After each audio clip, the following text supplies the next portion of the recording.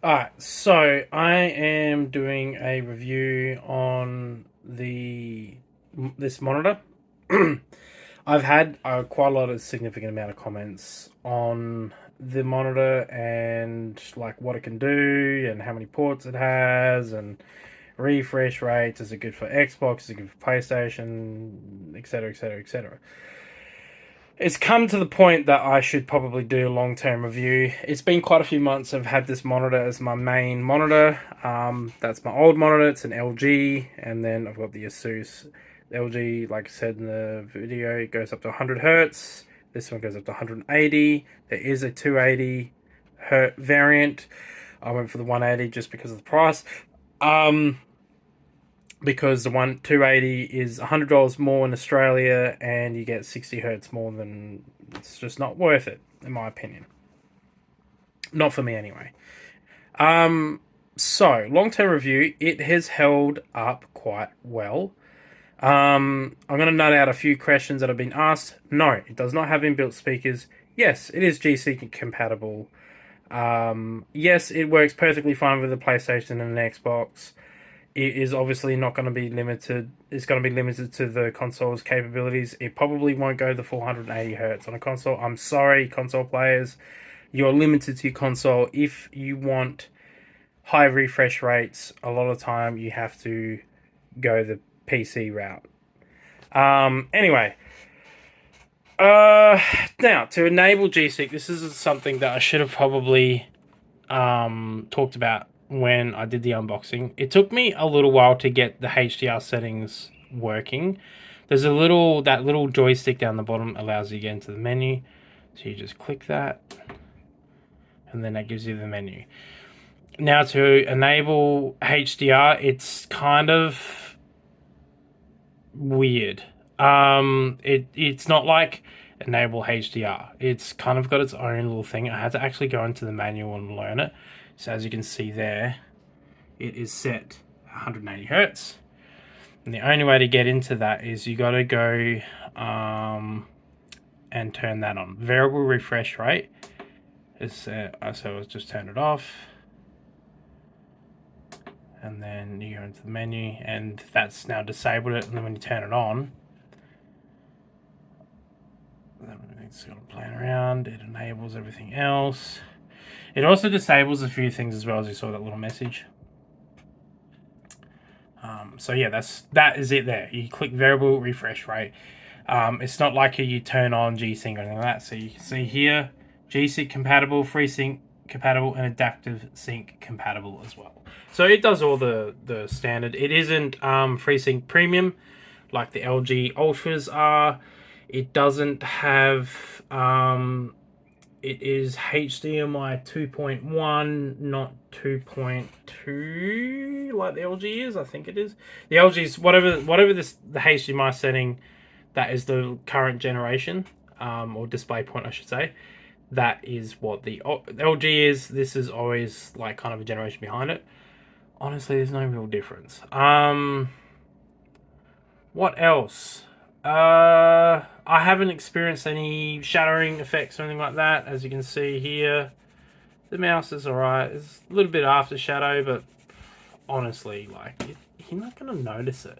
When you start getting into these videos and you start going into detail about monitors like this and stuff like that, the reviewer has to go into detail about the facts. And unfortunately, when you watch videos like that, they make it sound like it's really negative. But to be honest, any current generation monitor will look good. There's only a few that look shit. Most of them look pretty good, and the differences between them are like minute. Like, look at the colors. Being a curved monitor and a VA panel, the contrast ratios look good on this. But look at the colors, and look at the colors on a this isn't a VA panel, this is a standard flat screen panel. Forgot what it is, doesn't matter. Anyway, just like brightness, that's brighter. The blacks on that are much more detailed. And you look at the image there, and then that one there, you can see your blacks are blacker and your greys are, yeah, there's more detail color in the contrast ratio. It's literally the difference. But side by side, you're happy with both. Even this panel being 100 hertz and a 27 inch, like it's good. I used it as my main panel for quite a while. The only reason I got to this is because I wanted a bigger panel for my sim stuff. Yeah, no complaints. It's a good monitor. It does have a couple of negativities. The coil whine in the power supply is a little bit loud. But compared to this fucking cyclone of a thing, you can hear that noise. So, I don't notice it. But if this turns on its own before the computer turns on, then yeah, I do notice it. It gets hot. It does get hot. Especially when you're working around the back. Like, I got to go through all my wire management. When I installed this, I haven't fixed any of this up. I've just bought wire management stuff. I'm going to do it soon. But it gets hot. So when I was working at the back here, like, you can feel even now it's warm. It's only been on for a few minutes and it's warm in the back there. But yeah, other than that, it's pretty good. Like, you can't go wrong for the price. You'll be happy with it. It has held up for this time. It looks good on all games. I'll probably get up a game right now just to show you. So let's get into that now. Okay, you're gonna have to ignore the crow. There's a crow outside the window. It's annoying.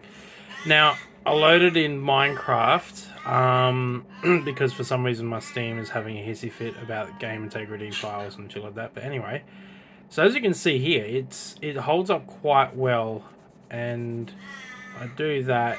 You know, it's quite smooth. It's not jerky by any means. I'm in creative, so then I can just fly around. And if you look at the water and the reflections of the water, it's pretty good. Minecraft's quite a bright game as well as a dark game, so it gets the colours out of both. But look at the quality of that water with this texture pack and the shadow quality. So it's pretty good. I'm really happy with it. I don't regret getting this over the LG. I do think the LG would be slightly better, but I'm literally getting into the final detail of things. I'm nitpicking at that stage, and yeah. If you buy this, you'll be happy with it. It's a good price per performance, and yeah, I hope this video helps. It, like I said, has all the bells and whistles. It will do everything. If you get stuck, I'll have the information on Asus's page on this panel in the link below. Thank you very much. Hope you have a good night and day, depending on the world, and see you next time. Bye.